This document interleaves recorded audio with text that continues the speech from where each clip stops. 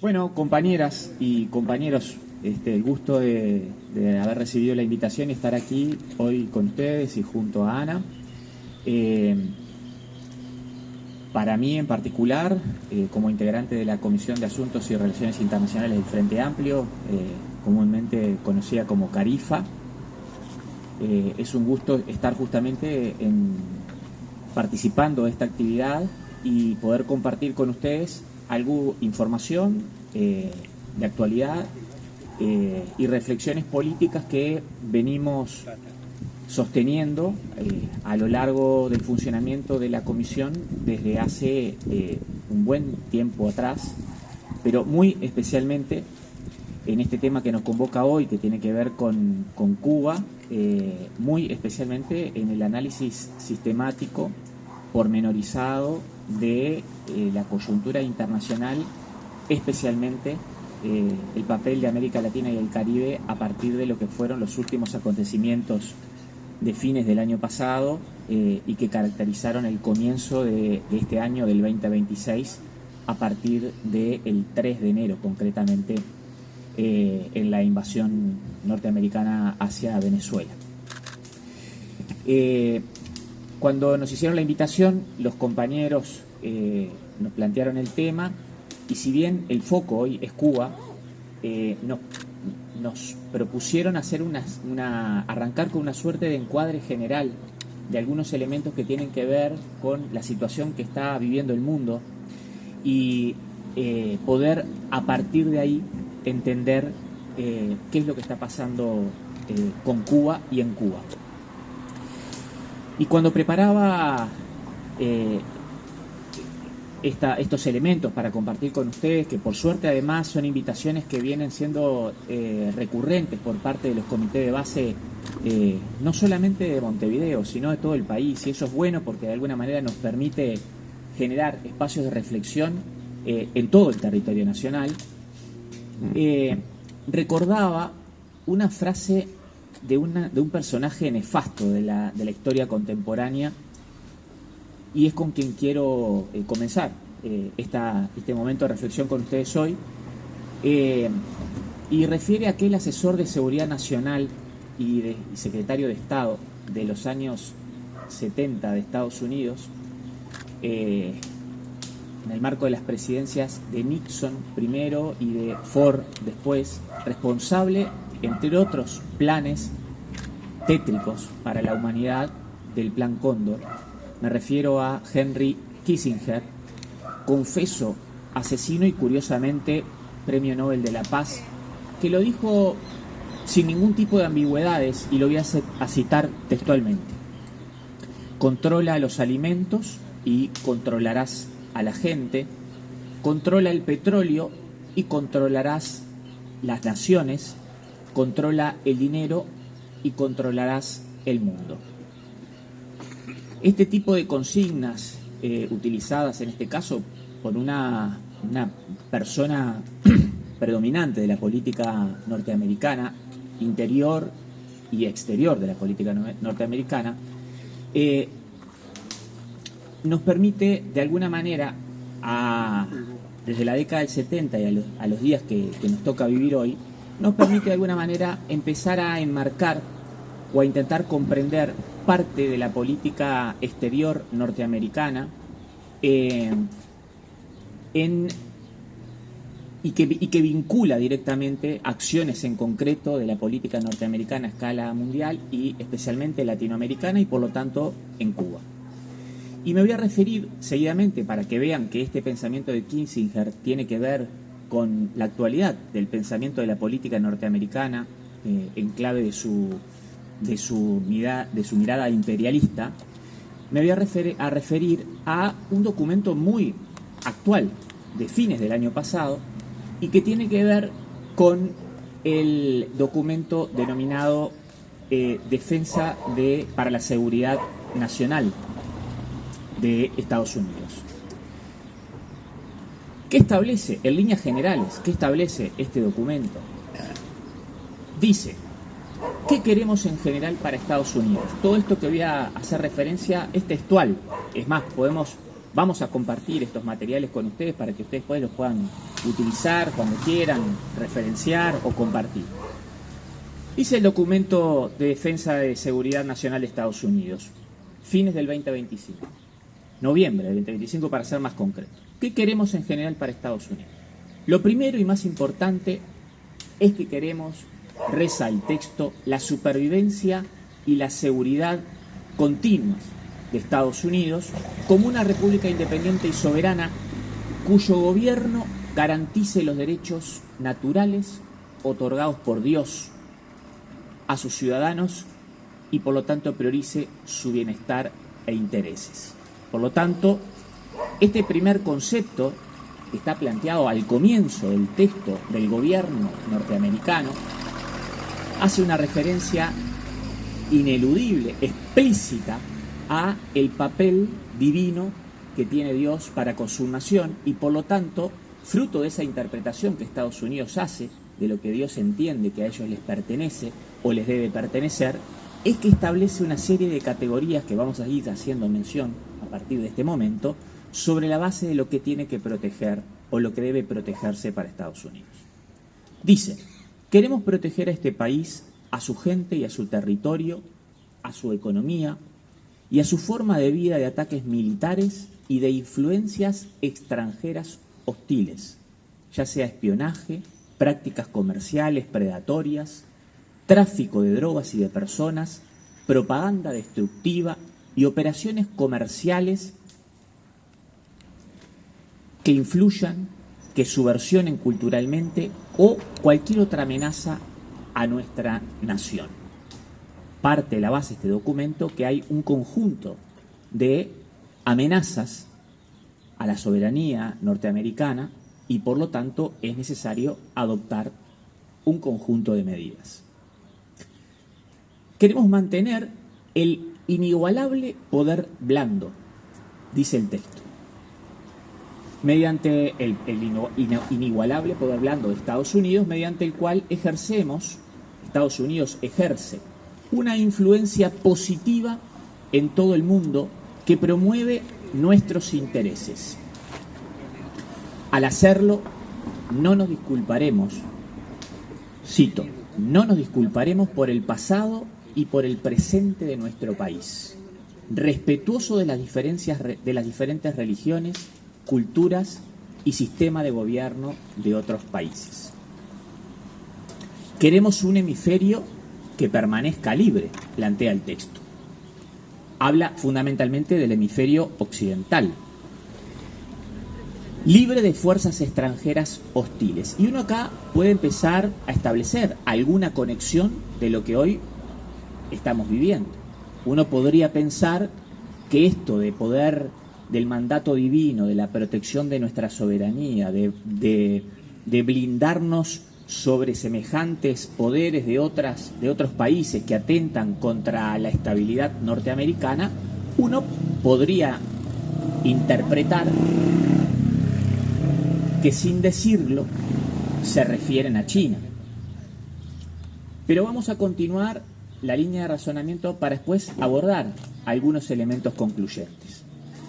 Dice el texto más adelante, queremos impedir que una potencia adversaria domine el Medio Oriente, sus suministros de petróleo y gas, y los puntos de estrangulamiento por donde pasan el petróleo y el gas, al tiempo que evitemos las guerras externas que nos han empantanado en esta región a un gran costo. También podríamos detenernos unos minutos y pensar, bueno, la preocupación de Estados Unidos por Medio Oriente, ¿qué pasa con el petróleo y el gas? Podríamos inferir que cuando hablan del estrangulamiento por donde pasa el petróleo y el gas, podría ser el estrecho de Hormuz. Aunque no expreso de esta manera en el texto, hablan indudablemente de una preocupación de Estados Unidos sobre Medio Oriente y lo que ahí conlleva en relación al papel del posicionamiento de algunos países y fundamentalmente de algunos recursos naturales estratégicos para Estados Unidos. Continúa el texto y voy a terminar haciendo cita de dos componentes finales. El texto, por supuesto, que es mucho más extenso, por eso vamos a compartirlo con el comité para que lo puedan analizar, si es que ya no lo hicieron, con su debido tiempo. Pero hay dos elementos más que me parecen importantes resaltar en esto de intentar dar un encuadre general al tiempo que nos toca vivir. El equilibrio de poder, los intereses fundamentales de la seguridad nacional de Estados Unidos, que son o pasan a ser inevitablemente su principal foco. Y acá dice una frase que es maravillosa: paz a través de la fuerza. La fuerza es el mejor elemento disuasorio. Equilibrio de poder. Estados Unidos no puede permitir que ninguna nación se convierta en tan dominante que podría amenazar nuestros intereses. En particular, esperamos que nuestros aliados, también uno podría pensar, así como inferíamos que acá hay una referencia al papel de China, acá podemos inferir también que hay una referencia implícita al papel de Europa. Dice, en particular esperamos que nuestros aliados destinen una proporción mucho mayor de su Producto Bruto Interno para su propia defensa. Y en cuanto al dominio energético, hace una referencia también muy importante que nos permite quizá explicar algo de lo que nos está pasando hoy. Dice, restaurar el dominio energético estadounidense, petróleo, gas, carbón y energía nuclear, y repartir los componentes energéticos, y repatriar, la confusión no es menor, y repatriar los componentes energéticos claves, necesarios, se transforman en una prioridad estratégica fundamental. Energía barata y abundante. Esto está escrito a texto expreso en este documento emanado del gobierno de Estados Unidos sobre la base de la defensa nacional para ese país. Entonces, analizando esto, que es un extracto central de lo que yo entiendo que es prioritario, me surgen 5 ejes principales a tener presente de este texto. 1. El planteo sobre una renovada concepción de la seguridad fronteriza y de migraciones. Entonces dice, interpreto, se redefine la migración masiva no como un fenómeno humanitario, sino como la amenaza primaria a la seguridad nacional de Estados Unidos. Hay un cambio no menor. El fenómeno migratorio, entendido como un fenómeno humanitario, y la gente se mueve buscando mejores condiciones de vida, situaciones de resolución económica, a veces, indudablemente, problemas políticos, a una amenaza para Estados Unidos concebida como seguridad nacional. 2. Lucha contra el narcotráfico. Los cárteles son tratados como organizaciones con capacidad cuasi militar. Este también es un elemento no menor. ¿Por qué? Porque la doctrina contempla, a partir de esta nueva categorización, el uso de activos militares estadounidenses para, comillas, neutralizar estas amenazas y, si llega a ser necesario, utilizar militarmente intervenciones selectivas. Y acá es inevitable pensar en lo que pasó en Venezuela. Nosotros tuvimos 3 meses de un gran despliegue militar en el Caribe Sur, con miles de marines, con una operación de movimiento de guerra de altísima envergadura, con un conjunto de elementos que explicaban ese movimiento a gran escala, pensando en la necesidad de combatir, como dice el texto, selectivamente a los narcotraficantes, que en este caso estaban en Venezuela o en las costas venezolanas, aunque había una contradicción flagrante contra los propios pronunciamientos de un organismo que combate, ni más ni menos, está llamado a combatir ni más ni menos que todo lo que tiene que ver con el narcotráfico, que es la DEA norteamericana, cuyos informes de comienzos del 2025 detallan con precisión, cito también, a texto expreso, esto no es una cuestión interpretativa, que la cocaína fundamentalmente que llega a Estados Unidos se produce en Colombia, Perú y Bolivia, que es transportada por cárteles mexicanos a través de Centroamérica o por mar hacia las islas del Caribe como Puerto Rico y República Dominicana. Que uno de los canales, mejor dicho, que el canal principal de llegada es vía Océano Pacífico, que la mayoría de las incautaciones ocurren en California, en la frontera con México, y que Venezuela, expresamente escrito en el informe de la DEA, no aparece en ninguna de esas rutas, ni siquiera como punto secundario o alternativo. Totalmente selectivo. Por lo tanto, este documento de la Estrategia de Seguridad Nacional, de alguna manera, va adelantando cosas que fueron pasando. Ellos también, de manera selectiva, entendieron que ahí había que intervenir y se producen todos aquellos aniquilamientos extrajudiciales de barcos que estaban en el Caribe Sur y que Estados Unidos se arrogó ante sí y por sí el derecho de aniquilar a esas personas que estaban en esos barcos sin tener pruebas contundentes ni garantizar, desde el punto de vista de los derechos individuales que tenían esas personas en clave de derecho internacional, los procesos eventualmente judiciales. Pero continuemos. Dijimos que del análisis de esta estrategia, la seguridad fronteriza y la migración es un elemento cardinal. La lucha contra el narcotráfico utilizada de esta manera es un segundo elemento cardinal. La tercera, que voy a hacer mención ahora, tiene que ver con la contención de potencias extranjeras, y acá sí se despachan con China. China es identificada como el principal competidor estratégico enfocado en el ámbito comercial y tecnológico.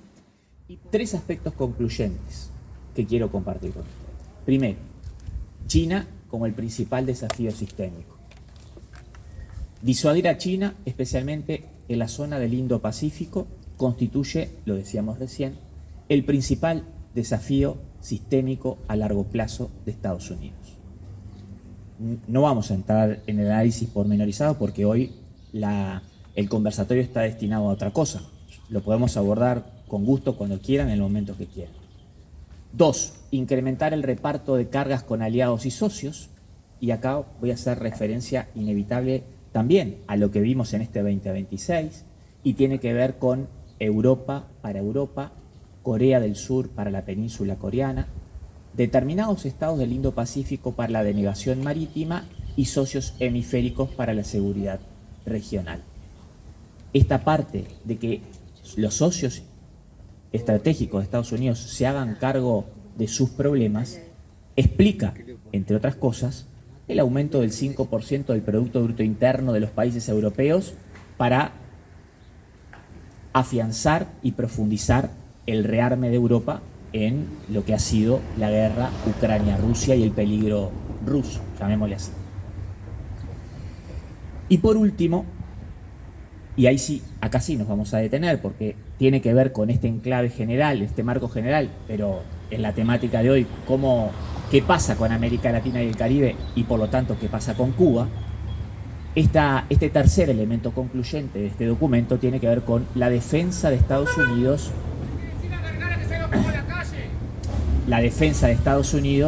y del hemisferio occidental. Y acá se convierte esto en la primer, dejando a China de lado por un ratito, en lo que tiene que ver con nuestra región, se convierte en la primer prioridad estratégica que incluye la defensa de antimisiles, la ciberresiliencia, la seguridad fronteriza, el acceso al Ártico y el control de puntos estratégicos y la modernización nuclear. ¿Por qué decimos esto? ¿Por qué se convierte en la primera prioridad? Porque lo relevante de todo esto que venimos compartiendo es el marco conceptual, en esto del hemisferio occidental, que tiene que ver con que el documento trata el territorio de Estados Unidos y el hemisferio, la región y los países que componen el hemisferio, como un mismo espacio estratégico integrado. O sea, ya Estados Unidos ya no puede quedarse solamente sobre la base de la protección de su seguridad territorial clásica, sino que conceptualmente, y miren que es un elemento cardinal en el análisis, este concepto de entender el territorio nacional de Estados Unidos integrado al hemisferio como un mismo espacio estratégico explica las medidas de seguridad que vamos a abordar. En este espacio, naturalmente, se destaca explícitamente Canadá, Groenlandia, el Ártico, el Canal de Panamá y los socios de América Central y de América del Sur. Veamos qué pasa con las medidas que ha dispuesto entonces Estados Unidos en estos últimos meses en relación a este papel de volver a la vieja doctrina Monroe, denominada ahora con un nuevo título que hace honor al presidente norteamericano, cuya lógica para Estados Unidos tiene que ver justamente con el nivel de influencia directa con los países de la región. El hemisferio pasa así a concebirse como un escudo, una plataforma de suministro y principal base industrial de apoyo. ¿Saben por qué? Porque la lógica de esta prioridad no le permite a Estados Unidos atender todos los frentes a la misma vez. Y para atenderlos necesita una región, un patio trasero, como han dicho ellos, que no les ponga ningún elemento en jaque. O sea, delegar el poder que ellos tienen para ellos. exacto, o sea, para poder disuadir a China en el Indo-Pacífico, para poder contener a Rusia en Europa y para resistir la simultaneidad de crisis en otros escenarios, necesita una retaguardia territorial, o sea, una América Latina y el Caribe, un patio trasero, cuyas rutas críticas, base industrial y seguridad nacional no les dé ningún dolor de cabeza. En consecuencia, la presencia o influencia de actores rivales dentro de este espacio de América Latina y el Caribe no puede ser contemplada y por lo tanto debe necesariamente ser resuelta. Decíamos recién, ¿cómo se vincula, por lo tanto, la estrategia de seguridad nacional a la que hicimos referencia al comienzo de la intervención versus la realidad? ¿Qué correlato ha habido entre lo que escribieron de manera expresa, literal, con lo que ha sucedido en estos últimos meses desde que se publicó la Estrategia de Defensa Nacional hasta el día de hoy? Y acá vamos a ver que si hay algo coherente es justamente que lo que se plantearon como propósito lo han llevado a la práctica. Apoyo constante a Israel en el genocidio a Palestina para el control de Medio Oriente. Por lo tanto, ahí el intento del control de los recursos naturales, petróleo y gas de Medio Oriente. Condicionamiento a Europa para el financiamiento del rearme, decíamos recién, 5% del Producto Bruto Interno de cada país. Guerra arancelaria a los países no alineados. Recordarán, fines del año pasado, todo lo que fue aquellos anuncios de un día y otro también de que le subían a los chinos el 120% de los aranceles, a Brasil el 70%, a España y no sé qué. Fue toda aquellos movimientos a gran escala que hubo en todos los puntos del planeta, donde ellos entendían que ahí había que, de alguna manera, pensar para recoger de mejor forma los resultados de esas posibles negociaciones. Creando pánico. Entre otras cosas. Intromisión en la elección del Congreso de Argentina. Recordarán también en esto de la política latinoamericana y su necesidad de intervención, ¿no? Si votan a Milei, está seguro el préstamo del FMI. Si los congresistas que terminan electos no son de mayoría del gobierno nacional, no podemos comprometer el apoyo del FMI. Intromisión en la decisión del Supremo Tribunal de Brasil cuando la condena a Bolsonaro. Intervención en la elección de Honduras. Desplazamiento de miles de marines en el Caribe Sur. Asesinato de personas con ejecuciones extrajudiciales en la zona frente a las costas venezolanas. Lo mencionamos hace un ratito, sobre pretexto de combatir el narcotráfico. Invasión de Venezuela y secuestro de Maduro. Declaración de que el petróleo venezolano le pertenece a Estados Unidos para su correcta explotación. Condicionamiento a las modificaciones de la ley de hidrocarburos de Chávez, la que Chávez parió cuando recién empezaba a transitar el proceso de la revolución bolivariana de Venezuela. Amenaza acceso a precios preferenciales del petróleo venezolano. Amenaza a Colombia como Estado narco y a su presidente. Amenaza directa a Nicaragua, la cadena de países a intervenir por la seguridad regional.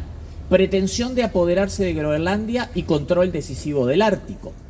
27 de enero, califica el 27 de enero Trump calificando al país, a Cuba, como una amenaza inusual y extraordinaria.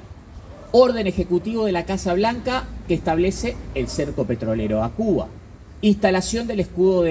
Condicionamiento al gobierno de Costa Rica para hacer retirar a la embajada de Cuba de su país. Condicionamiento al gobierno, instalación del escudo de las Américas sobre pretexto de la lucha contra el narcotráfico. Ataque a Irán y al Líbano vía Israel. Intento de control de Hormuz. Amenaza al Vaticano. Marzo, recién dicho por nuestro propio ministro de Economía. Injerencia en Uruguay para limitar la vía comercial con China. Y lo último, lo más reciente que tenemos son las declaraciones de Geset, secretario de Defensa de Estados Unidos, que afirma que ha comenzado a partir de abril, que el gobierno de Trump ha comenzado a partir de abril de manera decisiva a recuperar el patio trasero latinoamericano.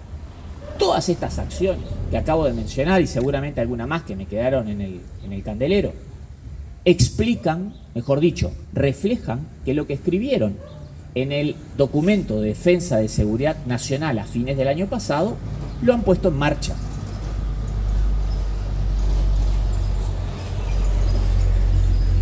En este sentido, y para ir llegando a Cuba como próximo objetivo, esto también está de manera expresa mencionado por el presidente de Estados Unidos. Y acá seguimos de alguna manera en este marco general de intentar conectar las cosas que Estados Unidos se ha planteado y lo que ha hecho, la situación de Cuba en particular. ¿Por qué Cuba sigue siendo para Estados Unidos una amenaza a la seguridad nacional? Que tiene que ver con estos principios que comentábamos al comienzo, ¿no?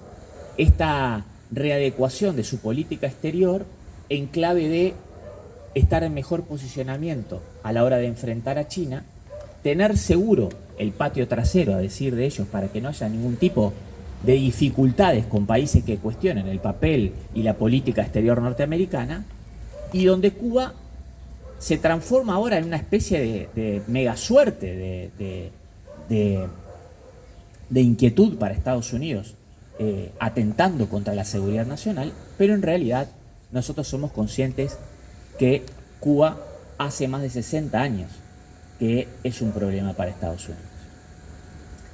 Y si hiciéramos un poquito de historia rápidamente, tendríamos que referirnos a la instalación del bloqueo económico y comercial una vez triunfada la revolución, el agravamiento de esas medidas coercitivas y unilaterales de Estados Unidos, sobre todo a partir de la década del 90, cuando cae la Unión Soviética, y acá nos tenemos que referir en 1992 a la ley Torricelli, que codificó por primera vez las prohibiciones del bloqueo, haciéndolo extraterritorial. Deberíamos remontarnos a 1996, a la ley Helms-Burton, que lo recrudeció, lo internalizó y lo afianzó.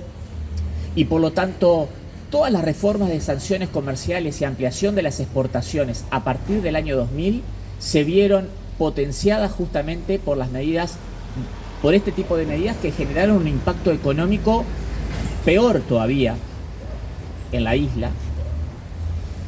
Y avanzado la década de los 2000, solamente entre los años 2009 y 2016, podríamos decir, en gobiernos de Barack Obama inclusive, que fueron impuestas 52 multas por violaciones de los regímenes de sanciones contra Cuba, lo que generó un monto superior a los 14.000 millones de dólares. Tendríamos que referirnos también a lo que pasó entre 2019 y 2020, cuando el bloqueo de Estados Unidos causó pérdidas en el orden de los 9.157 millones de dólares acumulados por las medidas ya adoptadas, agravando la situación de bloqueo en el primer gobierno de Trump. En plena pandemia, también deberíamos decir que el Departamento de Transporte de Estados Unidos denegó en el peor momento, donde más se necesitaba, todos los países del tercer mundo, donde más necesitábamos ayuda de cualquier tipo, el Departamento de Transporte de Estados Unidos denegó la solicitud de varias aerolíneas para llevar ayuda humanitaria a Cuba.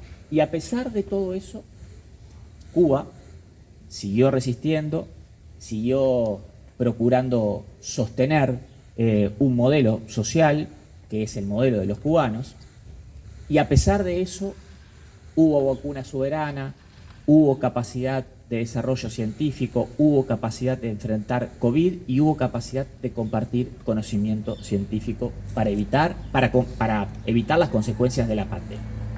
Entonces, en contexto, esta política exterior de Estados Unidos, que no empieza y termina en la región, pero que ubica a la región en este concepto de patio trasero como estratégica a la hora de que nada se le escape, de poder acceder a todos los medios necesarios desde el punto de vista de lo que Estados Unidos necesita para poder sostener sus necesidades energéticas,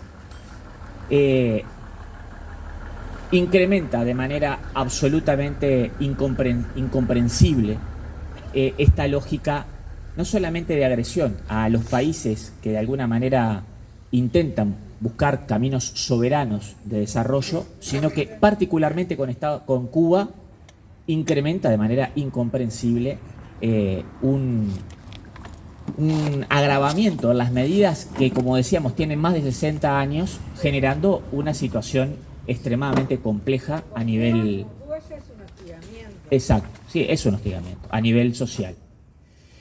En 65 años a precios corrientes, el bloqueo de Washington provocó afectaciones que superan los 165.000 millones de dólares. Son cifras que son difíciles hasta de dimensionar por cualquiera de nosotros que estamos acá.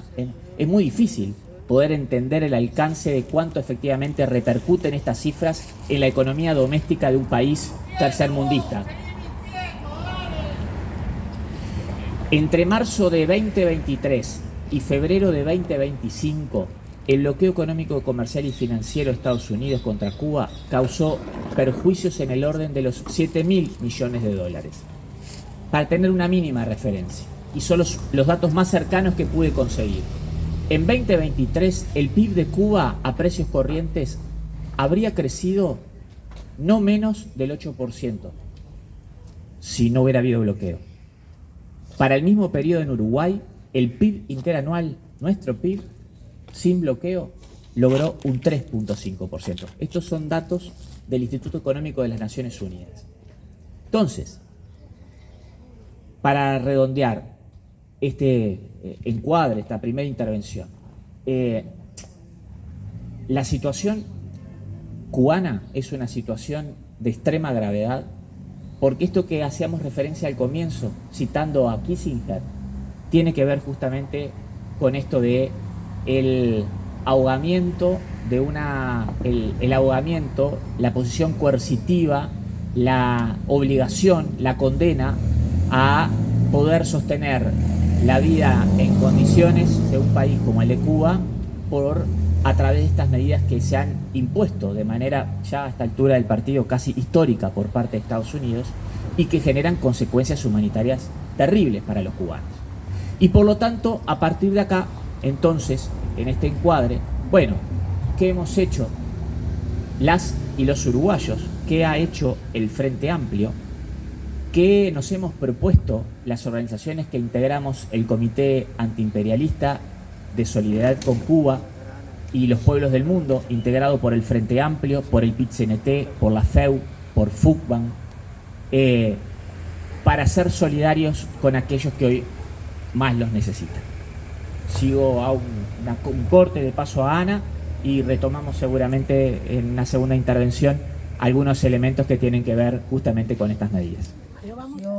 De Medio Oriente, la situación del genocidio en Gaza, sino el conjunto de la política internacional es algo que nos hace muy bien para entender también el hoy de nuestra política nacional y además las dificultades que podemos llegar a tener en el futuro en nuestra política nacional, en nuestra vida cotidiana, como tiene el bloqueo hoy en la vida cotidiana de los cubanos, signada esa cotidianeidad. Dejaba recién Nico en la postura, en lo que el Frente Amplio, no solo la Carifa, ha ido asumiendo respecto a la solidaridad con Cuba. Pero yo quiero referirme a otros aspectos del bloqueo antes, de lo situacional, porque en ese marco general, en una doctrina Monroe que ha ido teniendo sus actualizaciones, para decirlo de una manera muy fina, que siempre es recrudecer, ¿verdad?, la manera de incidir en la política en la región y en el mundo. Yo estaba buscando, ustedes me vieron que yo estaba con el celular, pero no estaba mirando los mensajes, estaba buscando el documento, porque lo tengo, porque en realidad la primera frase dice que Estados Unidos tiene que ser el país más poderoso del mundo. Así arranca. En realidad, y este es un documento que hemos en el FA tratado de que tenga difusión y que se conozca, porque si no parecen las cosas hechos aislados y no lo son. En realidad, Cuba desafía a Estados Unidos en el 59. Creo que ese triunfo de la Revolución Cubana en el 59 a 90 millas del imperio es algo que no se esperaba ni contra lo que combatieron desde el primer día. Y eso es algo que nosotros tenemos que poner en palabras hoy, que también se quiere tergiversar esa historia. ¿Por qué? Porque nosotros asistimos no solamente al bloqueo, es decir, al bloqueo financiero, al embargo de las cuentas de Cuba. No es solamente que asistimos a eso, asistimos a una agresión sistemática, agresión física sistemática. Asistimos hoy, un día como el de hoy, a la invasión de Bahía de Cochinos, programada, anunciada desde La Voz de las Américas, coordinada desde Estados Unidos con la emigración en Miami de lo más rancio, ¿verdad?, de los que tuvieron que dejar sus privilegios en Cuba. Una movilización que contó y tiene que ver con el hoy, con que al frente de la batalla estaba Fidel, no estaba atrás en la retaguardia mirando cómo peleaba el pueblo cubano, estaba al frente, porque como todo el mundo dice que eso es lo que no debe hacer un dirigente, Fidel siempre esas cosas las obvió y estaba al frente en Playa Girón. Tuvimos antes la explosión en el barco francés, en la Cubre. Tuvimos después el atentado en Barbados y la muerte de todo el equipo de esgrima de Cuba, más una cantidad de personas de otras nacionalidades. O sea, Cuba ha asistido permanentemente a una intervención desde todo punto de vista, buscando las infiltraciones por la costa hasta ahora. Entonces, si nosotros no miramos eso, si no miramos que Estados Unidos, además de la política general, siempre sintió ¿verdad? Es decir, que era un ataque hacia ellos, la dignidad de Cuba, ¿ah? De mantenerse, de resistir, de reorganizarse. Nosotros tuvimos hace poquito acá la visita de Ernesto Limia. La verdad que fue muy interesante porque aparte es un hombre joven que habla muchas cosas como historiador de lo que fue mirando, estudiando, analizando. Y analizando lo que significó ese bloqueo también para la determinación de la vida de Cuba. Porque no es que los cubanos piensen que hicieron todo perfecto, queridos compañeros y compañeras. Si hay alguien que es autocrítico, es el pueblo cubano, y la primer gran autocrítica la vivimos, algunos de los que estamos acá, estábamos en Cuba en ese momento, y era el día de mi cumpleaños, el 17 de diciembre de 1975, con el Congreso del Partido Comunista de Cuba. Fidel habló 7 horas, ¿ah? Es realmente imponente porque es la historia de Cuba desde el triunfo de la revolución hasta 1975, donde hay autocríticas de muchísimas de las políticas que se llevaron adelante, vinculadas con el centralismo, vinculados con lo que pasó con la crisis de los misiles, de la que habló Ernesto Limia también. Fidel dice, fuimos autosuficientes, ¿no? O sea, ¿por qué? ¿Qué era lo que estaba en riesgo ahí? Ahí estaba en riesgo el mundo también, ¿no?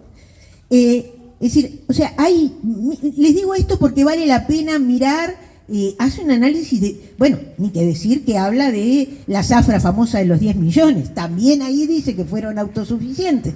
O sea, es decir, no es que los cubanos piensen que todo lo han hecho perfecto, no, han ido tratando de adecuar y además la caída del socialismo real del este europeo, ¿verdad? Significó una tremenda situación de Cuba. ¿Por qué? Por algo que Cuba no ha logrado superar hasta ahora, que es su dependencia del petróleo. El tema energético siempre fue un problema para Cuba. ¿Por qué? Ernesto Limia hablaba de eso cuando vino. Porque en realidad, cuando se conforma el CAME, es decir, la asociación comercial en la que estaban, es decir, los países de socialismo real, más Cuba, más Vietnam, o sea, otros países, el intercambio era un intercambio que se decía que era justo, ¿ah? Dentro de la asimetría de estos países. Es decir, Cuba vendía azúcar y la Unión Soviética en aquel momento le mandaba el petróleo. Entonces, algunos que vivimos en Cuba desde el año 73, lo que vimos fue el ascenso de la vida económica de Cuba. El ascenso de la vida económica en esto, en el medio del asedio. Nunca cesó el asedio de Estados Unidos por todos los medios. El ascenso, Eliana, cuando llegamos, nos bañábamos, nos lavábamos la cabeza con jabón en polvo. No había shampoo. Y digo esto porque esta es la vida cotidiana, ¿eh? Y las mujeres nos pintábamos los ojos con la pomada de cola de los nenes con azul de metileno, violeta genciana, porque eso era lo que hacían las cubanas. O sea, es decir, el cubano siempre intentó ver cómo resolvía sus condiciones de vida hasta las más mínimas, ¿verdad? En el medio de no tener y de buscar comerciar, de buscar llenar de mejora de la vida, porque no es que el socialismo tiene que ser la alabanza de la pobreza, tiene que ser la alabanza, ¿no? Es decir, de la vida plena para todos y todas. Por lo tanto, iban mejorando en la alimentación, más allá que hay una alimentación básica que es sustantiva para ellos, porque los temas culturales también pesan. Y cuando nosotras estábamos felices de que habíamos conseguido acelga, ¿ah?, para hacer algunos canelones, decían, ahí van los latinos con la comida para los conejos. Pero bueno, es decir, también hay otros temas que hacen a la vida, ¿verdad?, que tiene que ver con las costumbres. También es cierto algo que Claudia Sheinbaum, es imperdible el discurso de Claudia Sheinbaum de ayer o de antes de ayer, ya no sé, es decir, cuando habla de México, el único país del continente que nunca rompió las relaciones con Cuba y que siempre apoyó. Yo les quiero decir, porque el otro día un periodista, parece que las sabe todas, no porque yo las sé todas, me quiso corregir.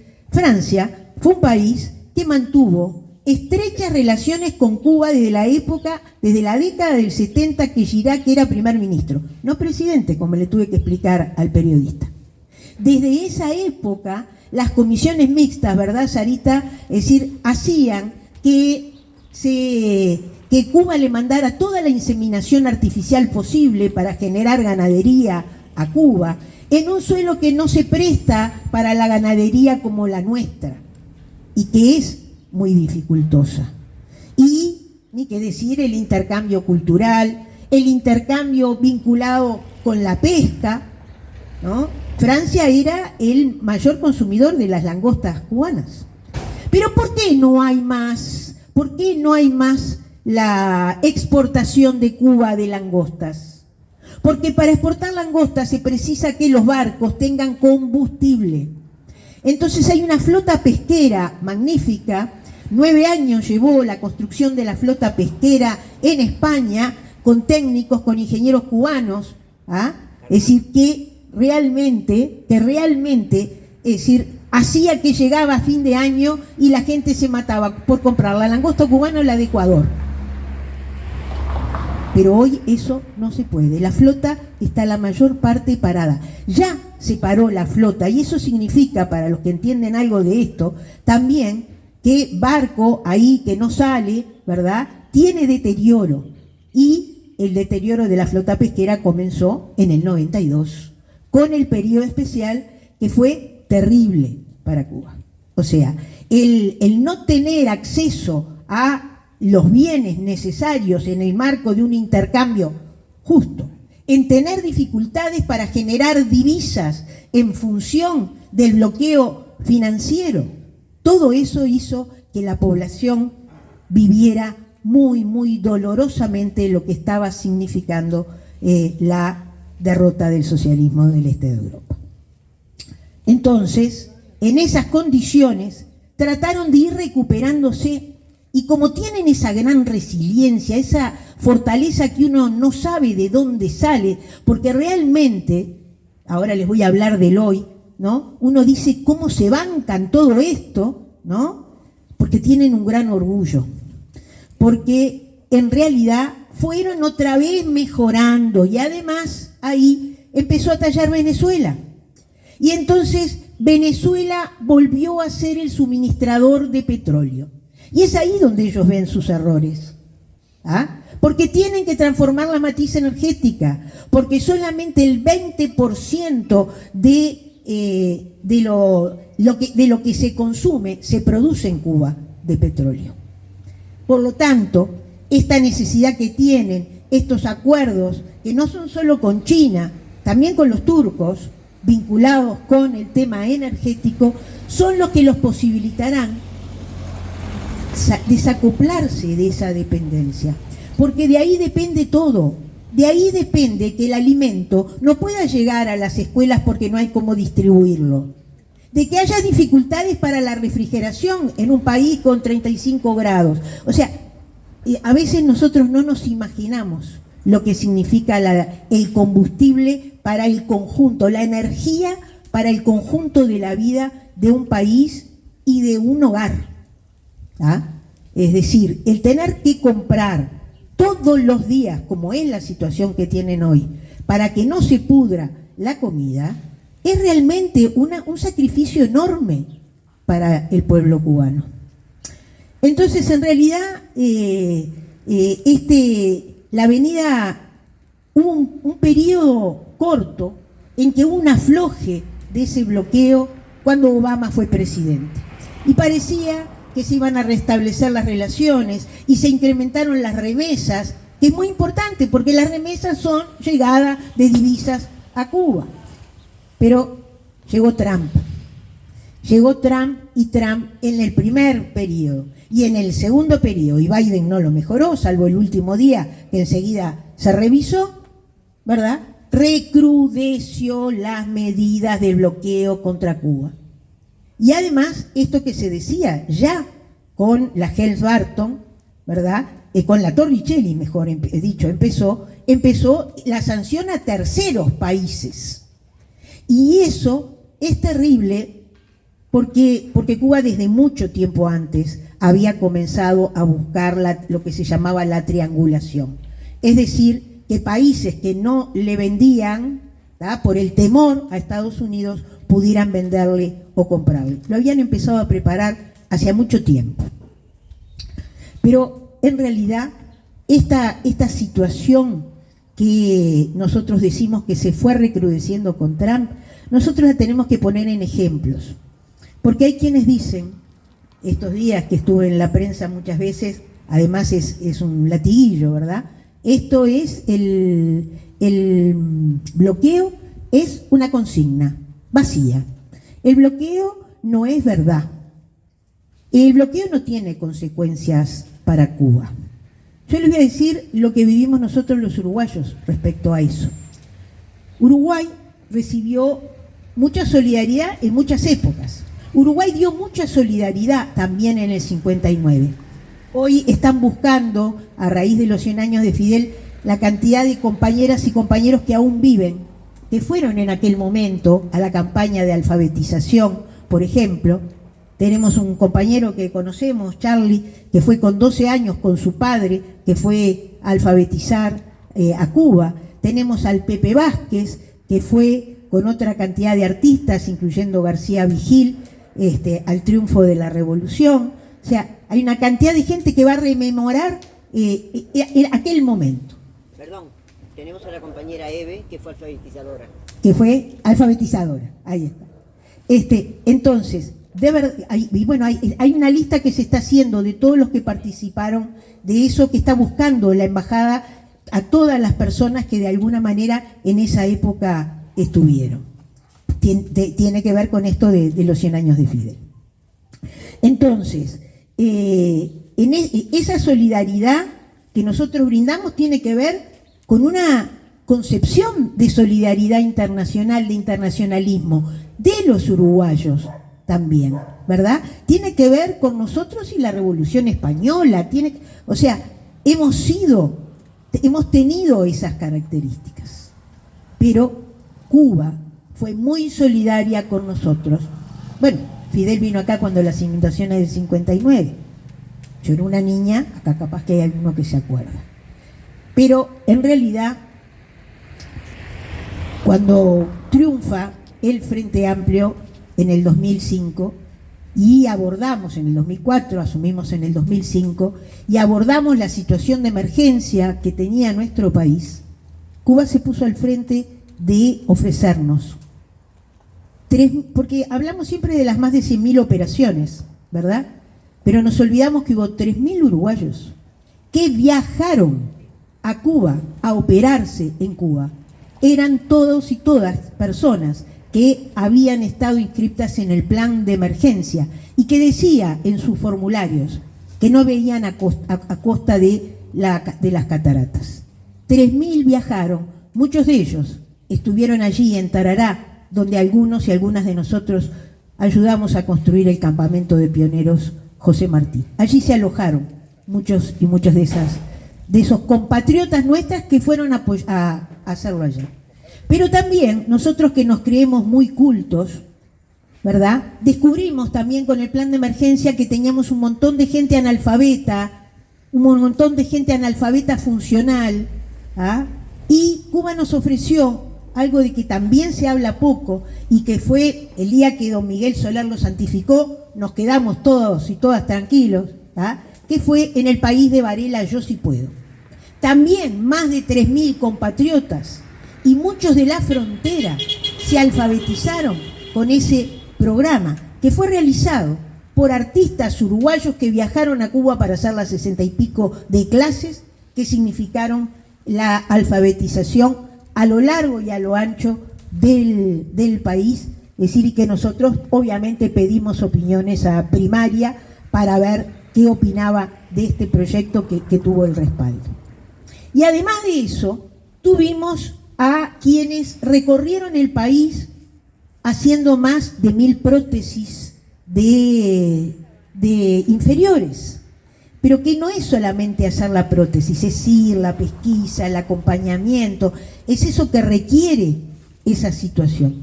Todo eso vivimos nosotros en el primer año y después siguió porque el hospital regional José Martí, ¿verdad? Todo el equipamiento del hospital fue puesto por Cuba, el equipamiento fue puesto por Cuba, por profesionales cubanos. Entonces, nosotros no tenemos nada que dar al pueblo cubano en el momento que el pueblo cubano lo precisa. Nosotros, con el hospital de ojo José Martí, ahí es donde se realizaron esas más de 100.000 operaciones. ¿Por qué? Porque las brigadas cubanas siguieron viniendo. Y junto con eso nosotros muchas veces pensamos que teníamos que retribuirlo, por eso voy a lo del bloqueo. Entonces se nos ocurrió que nos habían dado una idea fantástica. Allá en La Habana Vieja, en el marco de la oficina del historiador de La Habana, existe el convento de Belén, donde se desarrollaban actividades con personas con discapacidad desde niños chiquitos, y ellos tenían dificultades para obtener lo que se llaman los paragüitas, que son las sillas de ruedas especiales que contienen la cabeza, que tienen, es decir, son muy especiales. Y entonces nosotros dijimos, las mandamos de acá. No era tan fácil. Y Caballero, ustedes deben haber escuchado hablar de él, es quien manda desde Noruega en apoyo acá sillas de ruedas, camas para clínicas, cantidad de elementos para personas con discapacidad. Nos dijo en una de sus pasadas por acá, pero nosotros desde Noruega lo podemos mandar. Ustedes pagan el traslado. Perfecto, es una ONG noruega que ya había tenido experiencia porque la Central de Trabajadores de Noruega había mandado otras cosas de solidaridad a Cuba. Entonces, cuando nosotros decidimos hacer eso, nos dice Caballero, ¿saben cuál es el problema? Que no conseguimos barco que nos lleve el contenedor. Habían arreglado todo, el director del convento había elegido todos los paragüitas, como ellos decían, que precisaba, estaba todo pronto y no había barco, porque barco que toca La Habana, ¿tá?, tiene como castigo 6 meses para poder atracar en un puerto de Estados Unidos. Eso no es una consigna, esa es la realidad agravada ahora, que quien se atreve, ¿no?, tiene la varita de condena y las medidas de condena del que se cree el emperador del mundo. ¿Ah? Pero eso pasaba en el año 2007, esto que les estoy contando. Y hoy, ¿saben lo que pasa? Que Uruguay todavía le debe plata a Cuba. ¿Sí? Uruguay le debe a Cuba la última partida que no le pagó el ministro anterior de Desarrollo Social, al que yo nunca nombro. ¿Ah? ¿Cuál de ellos? El último, que fue el que cesó el convenio de las prótesis, y no pagó la última cuota. ¿Y cuál es el problema? El problema es que nosotros teníamos el mismo problema y lo hacíamos de una determinada manera. Porque no hay banco, ¿ah?, ni siquiera el Banco República puede hacer la transferencia para pagar, porque el bloqueo es financiero, no es una consigna. Vuelvo a decirlo. ¿Ah? Entonces hay que buscar piruetas para poder pagar, que es lo que estamos haciendo, tratando de encontrar piruetas para poder pagar lo que quedó como deuda. Entonces, vuelvo a repetir, no es una consigna lo del bloqueo, agudizado ahora. Es decir, el bloqueo financiero, el bloqueo económico y ahora el bloqueo energético. Entonces yo arranqué hablando de la situación energética porque eso condena, eso hace que la vida cotidiana sea de una dureza muy grande. Eso hace que hoy haya que elegir qué se hace y qué no se hace. Eso significa que hoy hay 97.000 operaciones en espera. Eso hace que sea imprescindible la llegada de medicación y la llegada de alimentos. Mientras se encuentran salidas, porque solamente de la solidaridad Cuba no puede vivir. Y ahí es cómo se rompe ese bloqueo. ¿Ah? Es decir, cómo no alcanza con que llegue un barril de no un barco con combustible y llegue otro, tienen que transformar esa matriz energética para poder autonomizarse, y en eso están trabajando. Pero mientras pasa eso, el que se cree el emperador del mundo dice: yo entro a Cuba cuando quiera. Eso es lo que...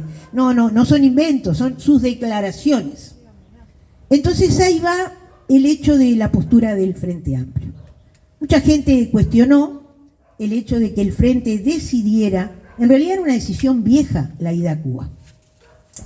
Y de común acuerdo en el marco de la campaña electoral no se fue. Pero habían pasado las elecciones y el Frente Amplio había decidido ir a Cuba. Acordamos ir a Cuba en el mes de abril. Fue tomado una resolución tomada por unanimidad.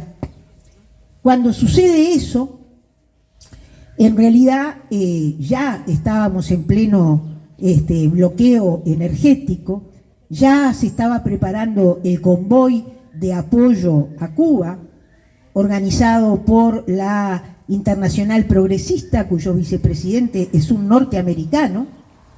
En realidad, la delegación más importante a esta reunión fue de Norteamérica, que llevaron paquetes y paquetes y paquetes y paquetes de todo un poco. Y en uno de esos Zoom que se armaron, se propuso hacer este encuentro. Había sido el primer encuentro contra el bloqueo en Colombia, se propuso este segundo encuentro contra el bloqueo, pero ya con propuestas de por dónde salir, de cómo actuar mejor, de qué cosas hacer en conjunto. Este encuentro de la Internacional Progresista en La Habana, que nucleó a representantes de 33 países, más de 600 delegados, importantes delegaciones de Europa y de Estados Unidos, repito. Y entonces el Frente decidió que ese era el mejor momento para ir a un evento donde nos encontráramos todos. Aparte, había una parte del evento que no ha tenido difusión pública, además, que es qué cosas vamos a hacer y qué cosas no vamos a hacer en conjunto. Porque a veces hay cosas que en silencio han tenido que ser. Y en ese sentido, ¿verdad?, está el tema de, por ejemplo, si Brasil, para dar un ejemplo que es muy sencillo, si Brasil está haciendo una campaña financiera importante y nosotros, el Frente Amplio, estamos haciendo una campaña financiera, juntémonos para que la ayuda sea más efectiva, ambos. Y acordemos, porque el tema más complejo es el tema del flete, el tema de los traslados, como lo hacemos en conjunto. O sea, el asunto era encontrar brechas, y de eso se trató la reunión más de los delegados de las organizaciones. Y después vino la reunión más grande.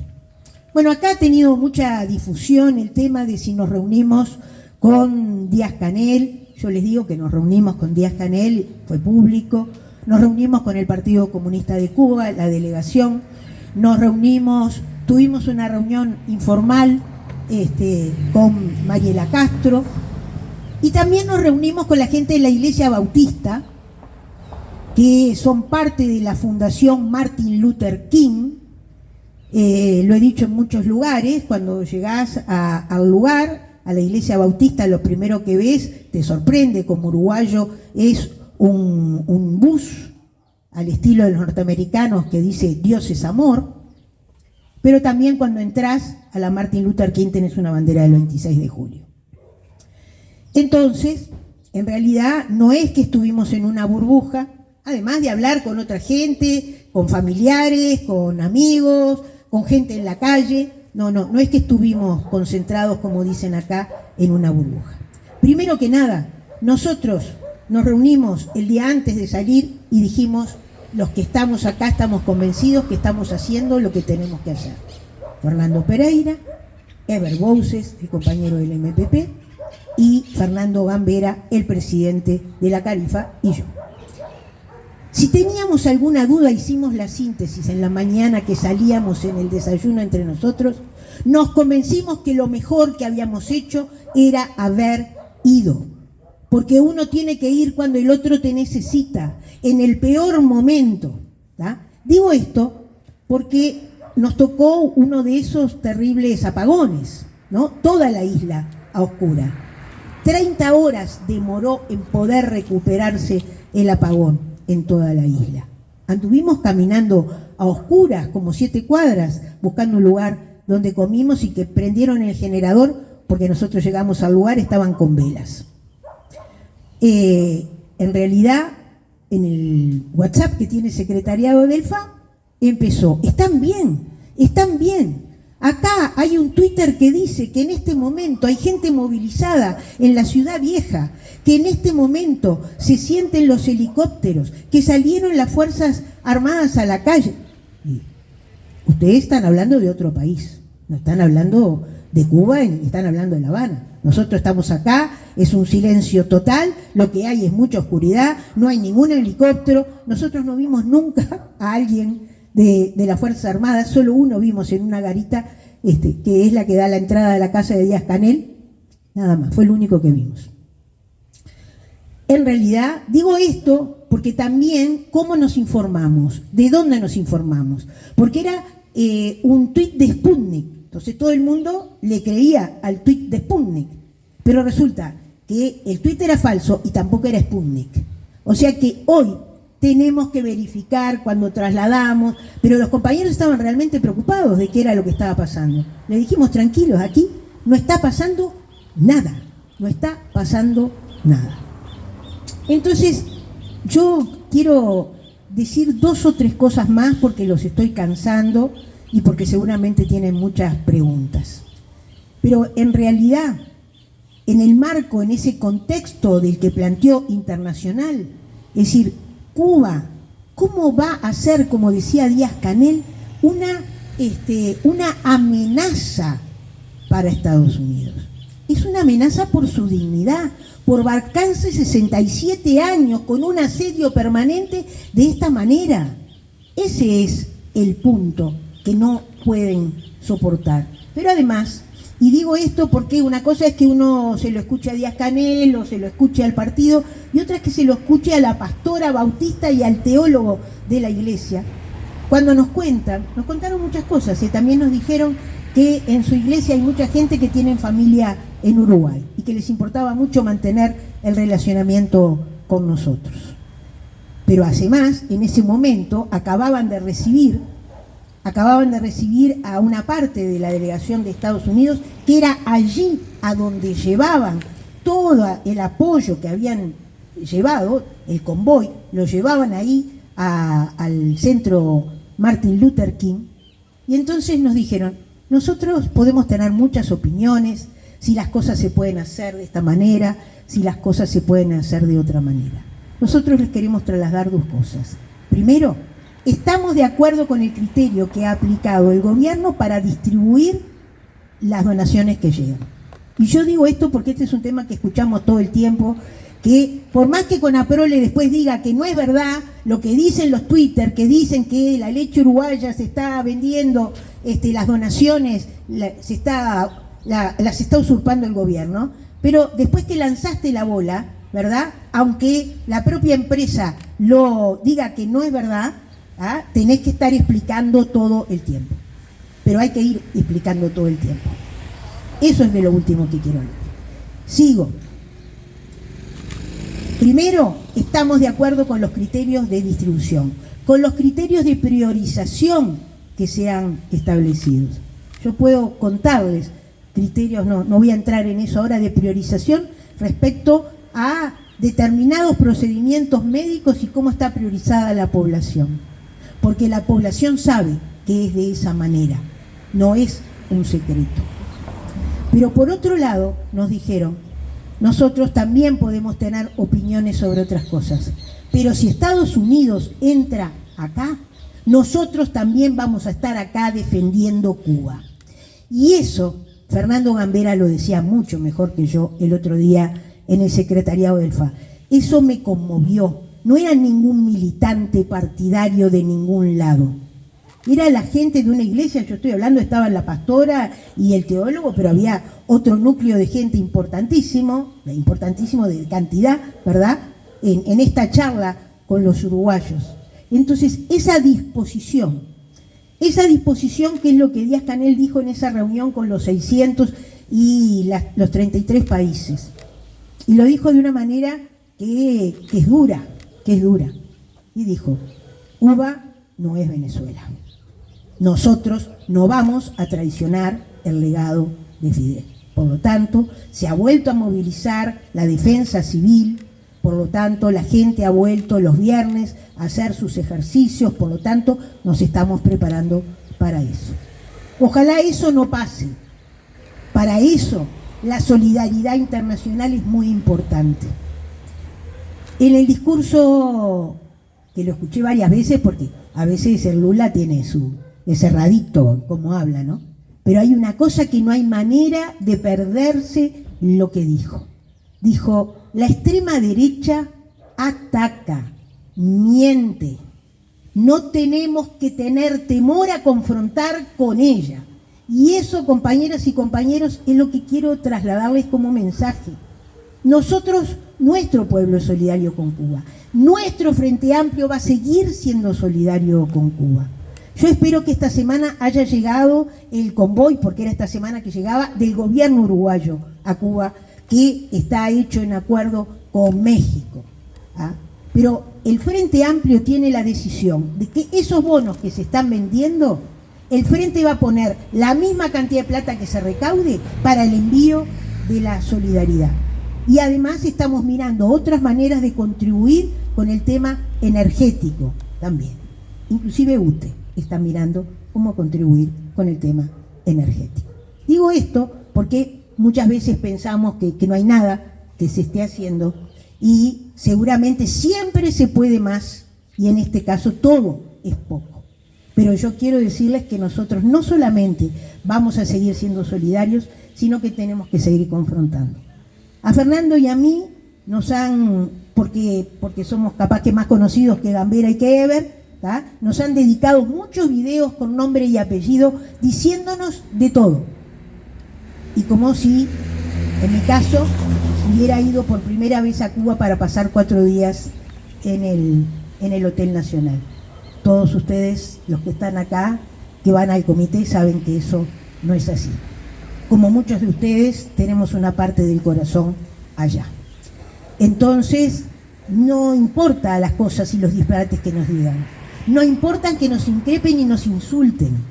Nosotros tenemos que dar la cara y estar orgullosos de seguir construyendo solidaridad y seguir y aprovechar esta terrible situación que vive el planeta, no Cuba, no Uruguay, para plantear sobre la mesa, poner sobre la mesa el tema de la solidaridad internacional que tiene que ver con nuestra identidad, junto con el antiimperialismo, como fue hecho en el pasado 5 de febrero y el pasado 26 de marzo. Así que después me preguntan lo que quieran, pero decirles y trasladarles la situación que están viviendo los cubanos y las cubanas es muy dura y realmente precisan. Esa consigna, que fue la consigna todo el tiempo, de Cuba no está sola, es la que nosotros tenemos que poner sobre la mesa. Solidaridad 2026, como ustedes saben, comenzó con una gran caravana metropolitana allá por el último fin de semana de febrero. El Comité Antiimperialista de Solidaridad con Cuba y los Pueblos del Mundo, que decíamos está integrado por el Frente Amplio, por el PIT-CNT, por la FEU, por FUCPAN, por la Red de Intelectuales, por Mundo Afro, se propuso rápidamente desplegar los mecanismos que teníamos a disposición para poder contribuir rápidamente con la urgencia que hoy por hoy atraviesa el pueblo cubano. Acá queremos hacer un reconocimiento además, porque la cuenta abierta que el Comité Antiimperialista puso en marcha tuvo entre los primeros contribuyentes a este comité. Antes de que pusiéramos a circular los 60.000 bonos que están recorriendo todo el país. Y este comité fue de los primeros comité de base en hacer una contribución directa a esa cuenta, que hoy podemos compartir con ustedes, superó los 2 millones de pesos, sin contar aún con los bonos de donación, estos 60.000 que están recorriendo todo el país, y por lo tanto sin que el Frente Amplio todavía haya vertido, ¿verdad?, los bonos, los más de 25.000 bonos que solo el FA distribuyó, y por lo tanto sin duplicar a su vez la liquidación que efectivamente el Frente haga, por esto que comentaba Ana. Entonces, la cuenta de solidaridad viene funcionando muy bien. Es muy emotivo ver que en esa cuenta hay aportes hasta de 50 pesos de compañeras y compañeros que han aportado lo que tuvieron a su alcance. Y en paralelo, la recolección de medicamentos e insumos médicos, que se ha transformado en una recolección permanente una vez que las brigadas de trabajo voluntario y de solidaridad con Cuba, que organizamos todos los años desde la Coordinadora de Apoyo a la Revolución Cubana del PIT-CNT, instaló este tema hace más de 5 años, previo al agravamiento de esta situación que intentamos describir con las intervenciones que hemos hecho con Ana desde que compartimos el inicio de esta actividad. La idea, esto también se lo queremos informar a ustedes, es el dinero en esa cuenta poco sentido tiene si no cumple rápidamente la función para la cual está convocado, que llegue a Cuba, y por lo tanto el Comité Antiimperialista en su sesión primera, que tendrá ahora en mayo, después del 1 de mayo, seguramente esté terminando de orientar cuál va a ser el primer envío. La cuenta no se cierra, la cuenta, igual que la campaña de solidaridad, permanece en funcionamiento durante todo el año. Pero entendemos que ya hay una cifra importante que estamos en condiciones de poder, por lo tanto, hacer llegar a Cuba, y esa decisión que finalmente adopten las organizaciones que componen el comité, entre ellas, como decíamos, el Frente Amplio, será hecha pública de manera inmediata, porque es la forma también de compartir ante toda la población que esta campaña de solidaridad viene cumpliendo sus objetivos y por lo tanto logra hacer llegar a Cuba lo que en su momento se defina que sea lo más urgente. Que no es una decisión que tampoco sea antojadiza de quienes integramos el comité, sino que además lo hacemos en consulta a través de la embajada con el gobierno cubano, porque quienes mejores que los propios cubanos de identificar cuáles son, en el momento que se tome esa decisión, las necesidades más importantes. De hecho, somos conscientes, exacto, de hecho, el área de la salud sigue siendo un área prioritaria como el área energética, y por lo tanto seguramente nos estemos enfocando en uno de estos dos componentes. Para terminar y abrir la ronda de preguntas que entiendan, mencionar que convocarlos, mejor dicho, a participar, a seguir participando de esta campaña de solidaridad con Cuba. Ahora también en mayo vamos a estar lanzando la 32 edición de las Brigadas de Trabajo Voluntario y Solidaridad con Cuba, que viajan todos los eneros a Cuba. Acá hay brigadistas que pueden hablar mejor que yo, porque han sido protagonistas estos últimos años de estas experiencias. Estas brigadas las organizamos desde el PIT-CNT.